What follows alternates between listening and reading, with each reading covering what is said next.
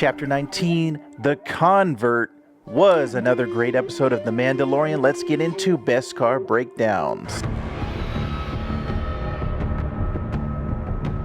Alright, if you're new to Beskar breakdowns, I'm going to spoil everything that happened in The Mandalorian Season 3, Episode 3. So let's get right into it. Man, another fantastic episode. This one was kind of a different format or different structure because it had the Mando bookends where Mando and bo-katan are at the beginning and then they're at the end. But the meat of the episode was a Dr. Pershing adventure, which was very interesting. We hadn't seen Dr. Pershing since the end of Season 2. Way back in December of 2020 was the last time we saw Dr. Pershing. Obviously, he was an antagonist in Season 1 all throughout, and then we saw him working again for Moff Gideon in Season 2. He's kind of falling back into his old tricks again. He's doing what is considered good work, but maybe for not the right people. So he worked for the client in Season 1, and he worked for Moff Gideon in Season 2. Also, I got to give a shout out to my boy Dr. Pershing working on Bendu Day. Shout out to the Bendu and working this looked like office space in space. I love seeing all the mundane stuff in Star Wars, the day-to-day, no Jedis around, just, all right, he's in the office working archival, filing stuff. We saw that in Andor also, but like I said, shout out to the Bendu, Dr. Pershing, or L-52, if you're nasty. And that's an interesting thing. They have these code names now in the New Republic where they're kind of like the droid code names. L-52, and then Katie O'Brien's character played G68. So it's interesting they're kind of flipping this New Republic. I don't know if I'm on board for some of these practices of the New Republic. They're seeming very Imperial, very Empire-esque. But we'll probably get into a little bit more of that later. This episode, like I said, was mainly Dr. Pershing seeing what he's been up to, seeing what he's kind of aspiring to, his dreams and aspirations of still working for cloners, trying to clone a bunch of stuff and see what's going down there. But I think he's got the right idea. He wants to help, but he's just working for the wrong people. And I'm not sure if Dr. Pershing, he was just easily manipulated. So unfortunately for him, it seems like he met his demise at a mind flayer at the end of this episode. So sorry about that, Dr. Pershing. You were a good guy. You just worked for the wrong people. I really loved the way that this episode started and ended. The Mando stuff was fantastic. Man, we got to get into that real quick. So the episode starts, there's a dogfight in space, and then it goes on to Kalevala. Great dogfight in space with some TIE interceptors. I really loved that action that we saw at the beginning of the episode.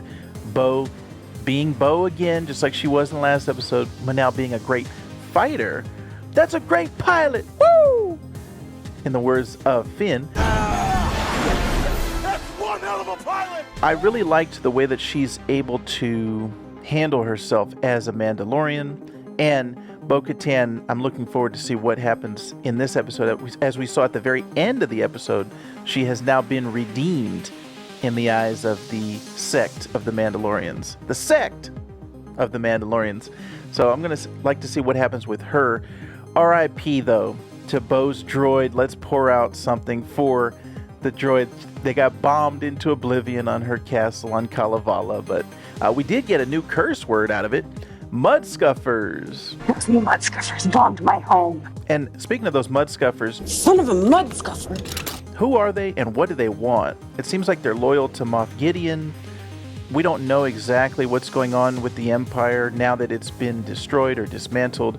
This seems like the rise of the First Order, but hopefully we'll get some more of that later on this season.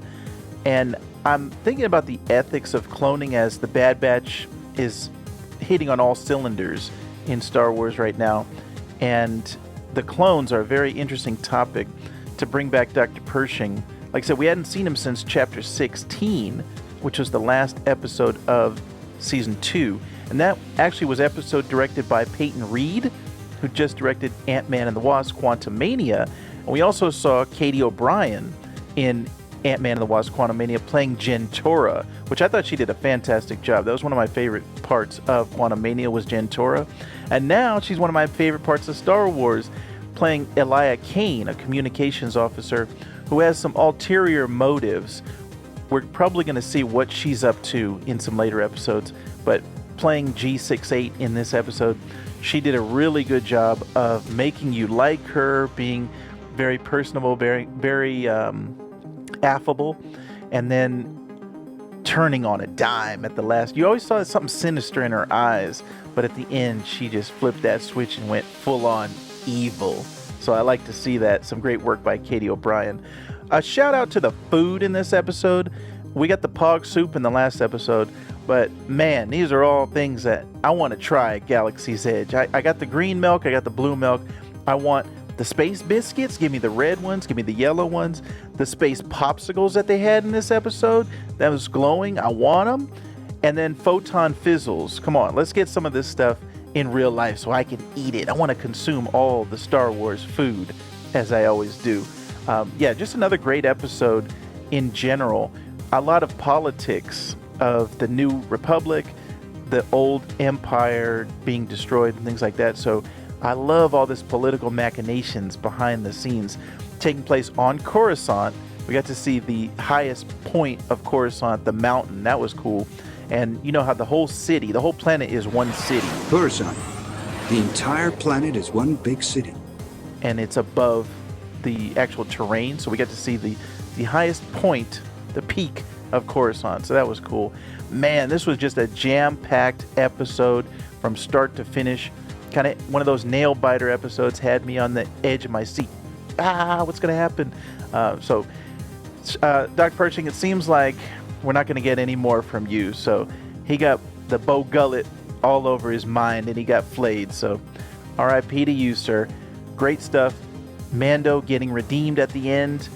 Yes, let's go. This is the way. This is the way.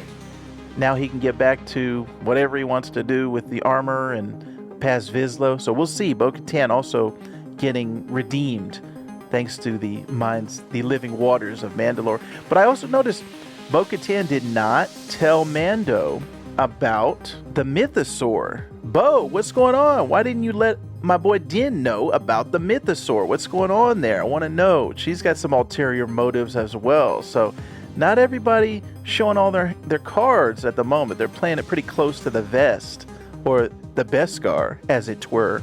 So let's see what's going to happen the rest of this season on The Mandalorian. Man, I'm loving it. I can't tell you. I'm very happy to be a Star Wars fan right now. You got to come back for more Beskar breakdowns. Every week I'm going to be here talking about The Mandalorian Season 3. Let me know what you think in the comments down below. Was this a good episode? Was this a bad episode? I want to know what your thoughts are. I thought it was a great episode, and I want to see more from The Mandalorian. Keep it up, Jon Favreau. Let's go!